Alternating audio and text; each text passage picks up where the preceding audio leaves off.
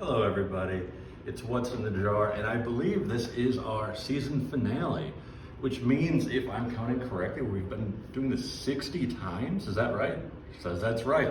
This is our 60th episode, if you can believe that. And we're finishing up again down in lower cabinet 3. I'm pulling out the same binder, number 11 of 19 for the city of Kaukauna, opening it up. This one's a real treat. I think you're gonna really love this. These are things that are fascinating. It's going to be on the post office. And if you think, oh, post office, boring. No, you're gonna love this. So, come on in, bring this camera in.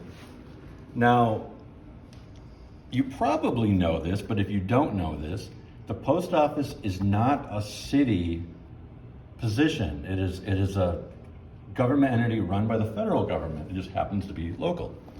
And so, of course, you have to go and get clearance on the federal level. And we've got several of these old people applying for positions, and just fascinating, like little passports, and like some of the hairstyles in here is just amazing to me. So several of our old post office workers, we have their civil service applications.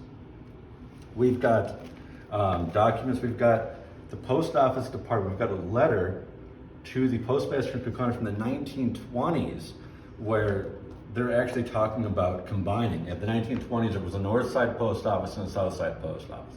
That's a whole other story. But they wanted to combine it into just one post office for the city. And as part of that, they had to agree to expand to several new rural routes.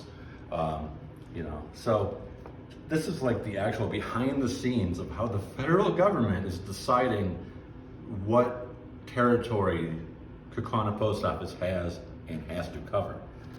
There's budgetary stuff in here. It's actually a really interesting thing. There's a newsletter called Badger Postal History. Who knew that there's actually some newsletter that studies the history of post offices in Wisconsin? Of course, this one covers Kaukauna. It's fairly thick.